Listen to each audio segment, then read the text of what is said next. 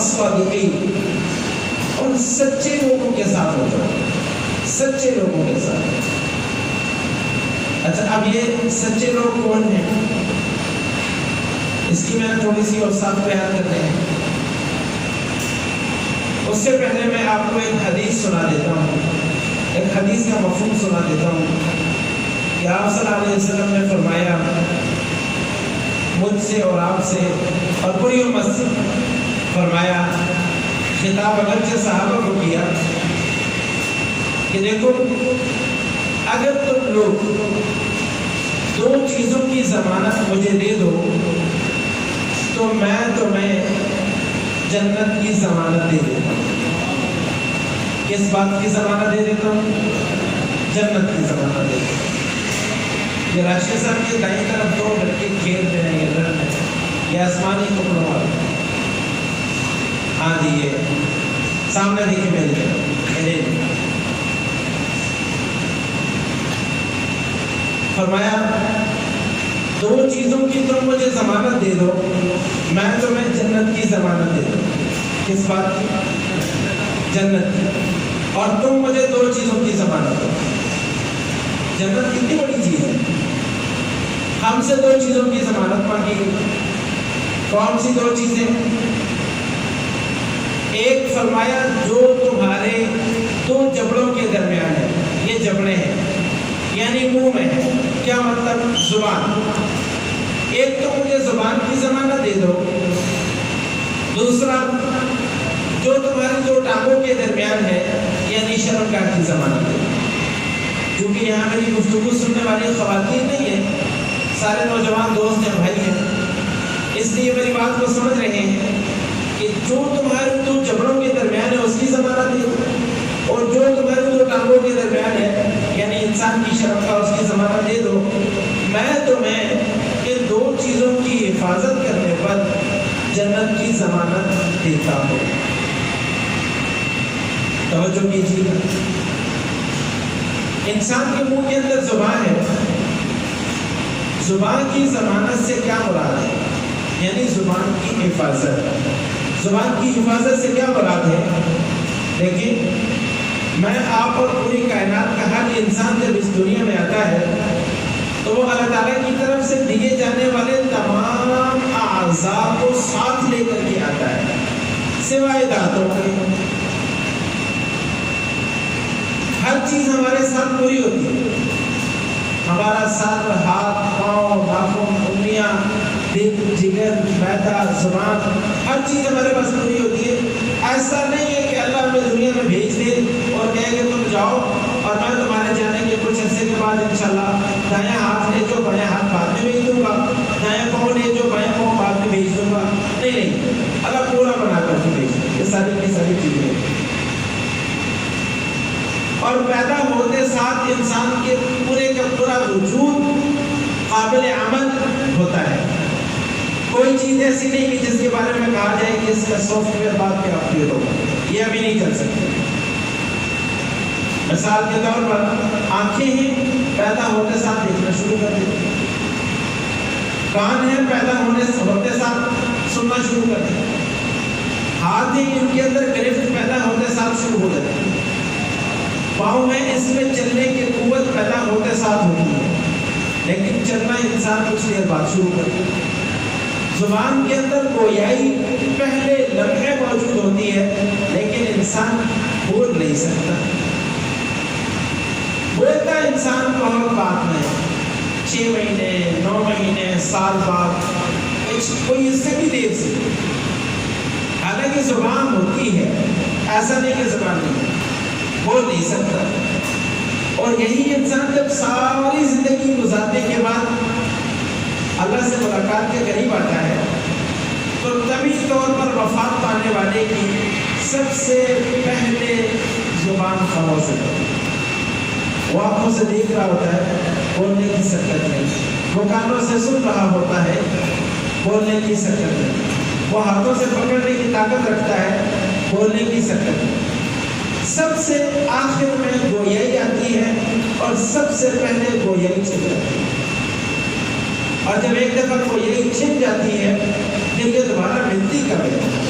اللہ تعالیٰ فرماتے ہیں کہ یہ زبان بند اليوم نختم على افواههم وتكلمنا ايديهم وتشهد ارجلهم بما كانوا يكسبون.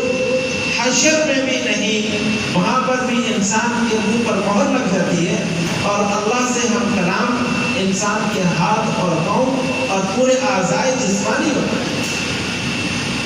اچھے کام کیے ہوں گے تو ہاتھ اچھے کاموں کی گواہی دے، برے کام کیے ہوں گے تو ہاتھ برے کاموں کی گواہی دے. اب یہ انسان کے اپنے آپ پر ہونا سے، لیکن سب سے آخر میں زبان بولی، سب سے پہلے زبان بند. اللہ کو کیا محبوب ہے؟ آپ صلی اللہ علیہ وسلم نے فرمایا کہ جب تمہارے بچے بولنا سیکھیں تو سب سے پہلے اپنے بچوں کو لفظ اللہ اور لا الہ الا اللہ سکھاؤ. فائدہ کیا ہوگا کہ پہلا جملہ تم اپنی مرضی سے سکھاؤ گے، ہاں کچھ بھی سکھا دو، لیکن آخری جملہ انسان اپنی مرضی کا نہیں بولے گا. جو تم پہلا اللہ اور لا الہ الا اللہ کا سکھا دو گے، آخری جملہ اس کی زبان کا اللہ اللہ یا لا الہ الا اللہ بنا دے. اب ہم میں سے جو کوئی چاہے کہ ہمارا یا ہماری اولاد کا آخری جملہ اللہ اور لا الہ الا اللہ ہو، وہ اپنے بچوں کو اللہ اور لا الہ الا اللہ سکھائے. اور جو پیدا ہونے والے بچے کو ٹوئنکل ٹوئنکل لٹل اسٹار سکھاتے ہیں وہ ان کی مرضی ہے، لیکن ہم نے اللہ سکھانا ہے. اور الفاظ کا ذخیرہ اگر دیکھیں تو سینکڑوں نہیں، ہزاروں نہیں، لاکھوں نہیں، کروڑوں الفاظ ہیں، لیکن ان سارے لفظوں میں سب سے آسان لفظ جو بچے کی زبان پہ آتا ہے وہ آتا ہے لفظ اللہ. کیا آتا ہے؟ لفظ. آپ بھی اپنی زبانوں پر لے آئے اگر زبانیں ہیں تو. وہ سب سے پہلے زبان پر کیا آتا ہے؟ اللہ. سب سے آسان بچے کی زبان پر یہ لفظ ہے.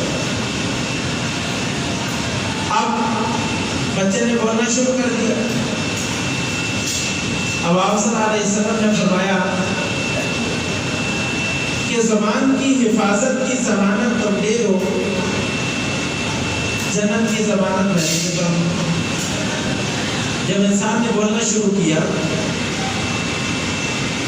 تو انسان کے اوپر تکالیف آتی ہیں، اس لیے کہ یہ غلطیاں کرتا ہے، گناہ کرتا ہے، یہ شرارتیں کرتا ہے، بدتمیزیاں کرتا ہے، الفاظ نہیں کر بغیرتیاں درزد ہوتی ہیں. اب جب اس پر پریشر آتا ہے، خوف آتا ہے، روب آتا ہے، دباؤ آتا ہے، ڈر آتا ہے، مار پڑتی ہے، تو یہ سب سے پہلے زبان کا آسرا لے کر اپنے وجود کو بچانے کی کوشش کرتا ہے.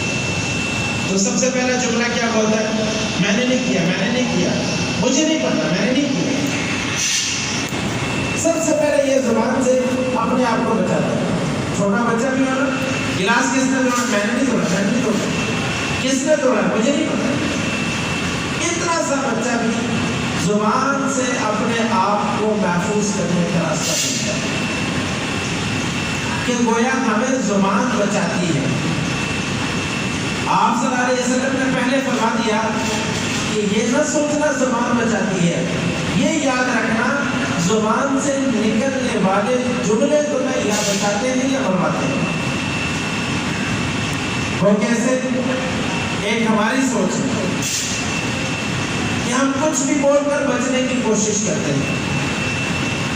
آپ صلی اللہ علیہ وسلم نے فرمایا کہ یاد رکھنا الصدق ینجی والکذب یہلک. سچ بولو گے بچ جاؤ گے، جھوٹ بولو گے ہلاک ہو جاؤ گے. ہمیں مادی زندگی قدم قدم پر سکھاتی ہے کہ سچ بولو گے بچ جاؤ گے، جھوٹ بولو گے بچ جاؤ گے. اللہ کے نبی کا فرمان ہے نہیں، سچ بولو گے بچ جاؤ گے.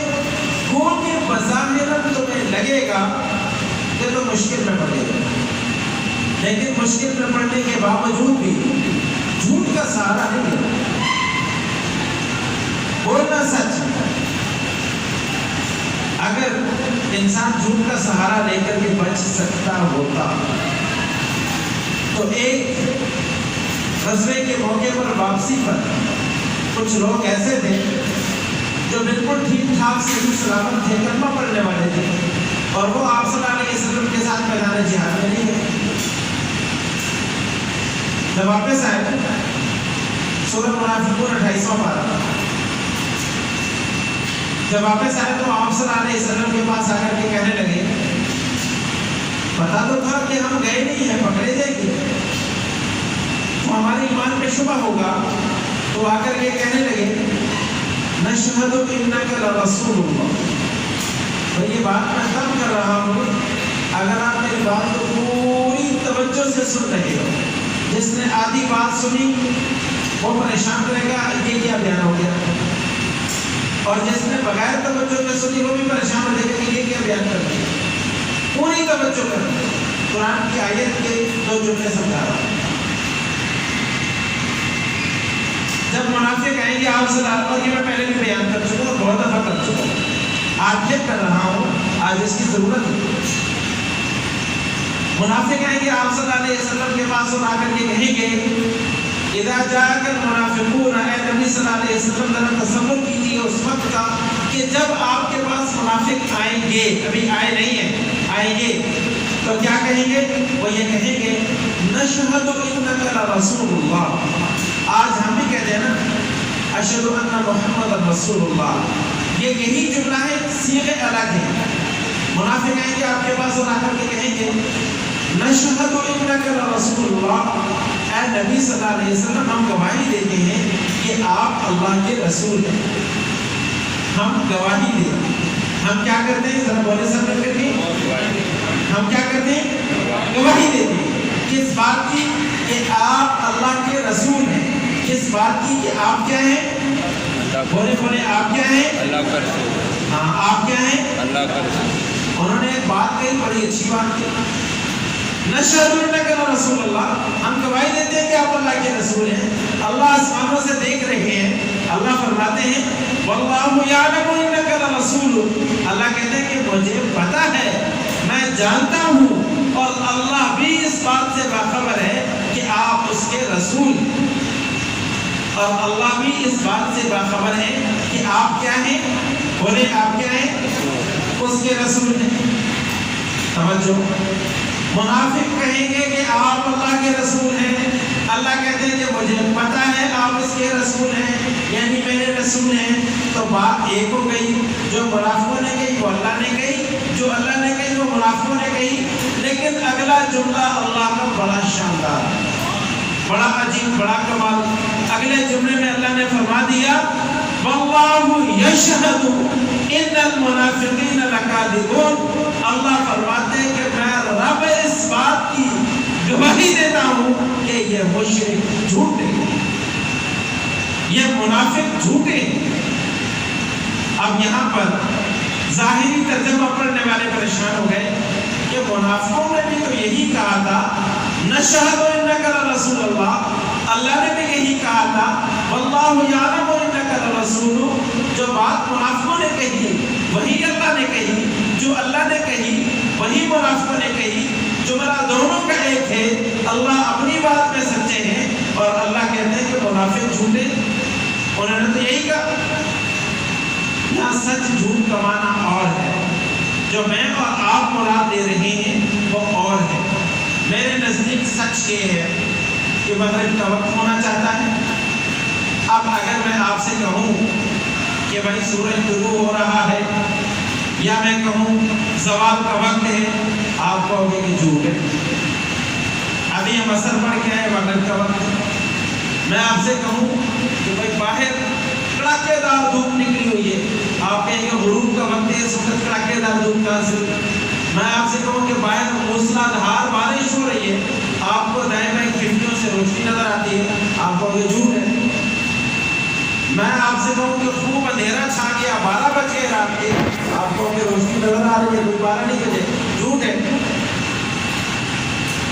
ہم جو چیز حقیقت حال کے مطابق ہو اسے سچ کہتے ہیں، جو حقیقت حال کے برعکس ہو اسے جھوٹ کہتے ہیں۔ یہاں پر جو بات منافقین نے کہی وہ حقیقت حال کے عین موافق ہے، لیکن اللہ اس کو جھوٹ کہہ رہے ہیں۔ اس کی وجہ اللہ فرماتے ہیں کہ آپ کو نبی ماننا ایمان کا حصہ ہے، اور ایمان زبان کا نہیں دل کا فعل ہے۔ مجھے زبان کا کہا نہیں چاہیے۔ یہ منافق زبان سے آپ کی رسالت کی گواہی دے رہے ہیں، میں اللہ ہوں، خدا حاکم رب العالمین، احکم الحاکمین، علیم بذات الصدور، ان کے دلوں کی طرف دیکھ رہا ہوں، ان کے دلوں کے دیکھ کر یہ بات کہہ رہا ہوں۔